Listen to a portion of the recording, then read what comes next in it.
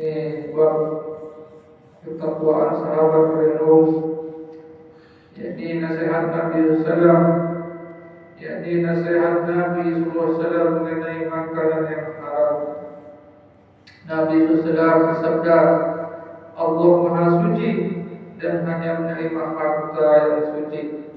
Allah memerintahkan kaum muslimin sebagaimana yang diperintahkan kepada Rasulnya. Allah berfirman, A'udzu billahi minasyaitonir rajim. Ya ayyuhar rasulu qulu min thayyibat. Ya ayyuhar rasulu qulu min thayyibati wa'malu shalihan. Inni bima ta'maluna alim. Wahai para rasul, makanlah dari benda-benda yang baik dan berbuat baiklah. Sesungguhnya aku mengetahui apa yang kamu lakukan. Quran surat Al-Mu'minun 51. Dalam ayat yang lain Allah berfirman, Ya ayyuhalladzina amanu kulu min thayyibati ma razaqnakum. Hai orang-orang yang beriman, makanlah dari benda-benda baik yang telah kami kurniakan atasmu. Quran surat Al-Baqarah 172.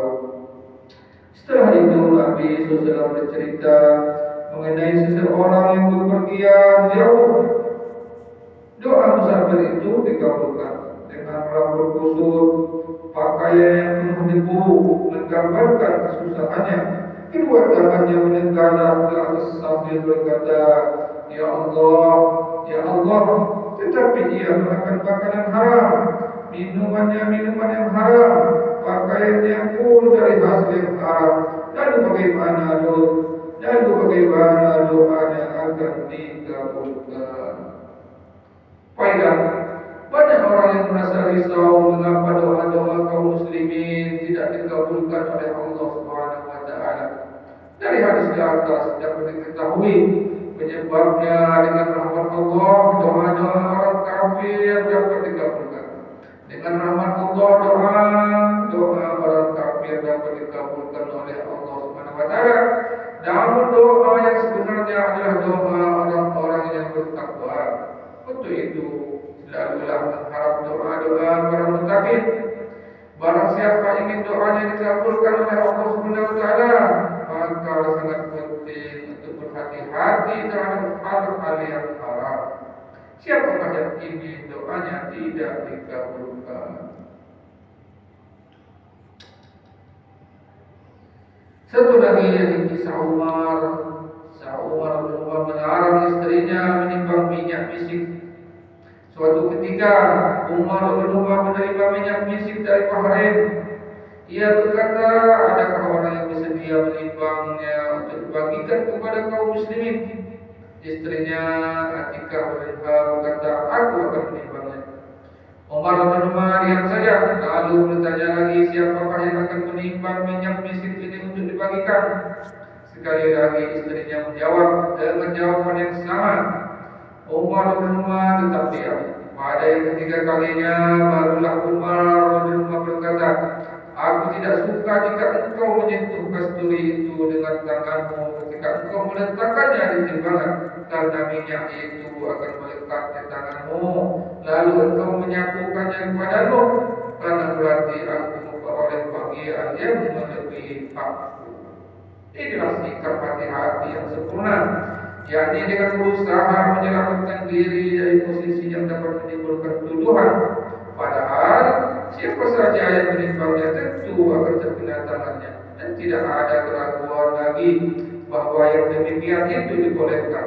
Walaupun demikian, Umar melarang istrinya berbuat demikian.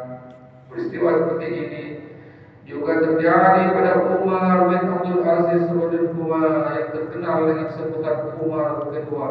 Suatu ketika ia menimbang minyak misik dengan menutup hidungnya rapat-rapat.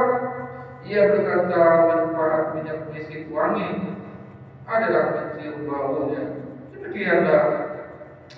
Demikianlah ketelitian dan kehati-hatian para sahabat radhiyallahu. para tabi'in oleh dan Ali ulama kita yang dahulu. Alhamdulillah dari dua hadis, dua kisah daripada kisah-kisah sahabat, kisah Nabi Sallam tentang nasihat hal yang haram, dan yang kedua kehati-hatian Umar dalam menimbang fisik. Semoga menjadi tiba pelajaran bagi kita dan Allah mudahkan beri taufik hidayah kepada kita agar bisa mengamalkan dan berusaha mengamalkannya dan menyampaikan kepada yang belum mendengar. Subhanallahumma bihamdika. Subhanallahumma bihamdika. Asyhadu an la ilaha illa anta astaghfiruka wa atubu ilaik. Assalamualaikum warahmatullahi wabarakatuh. Waalaikumsalam warahmatullahi wabarakatuh.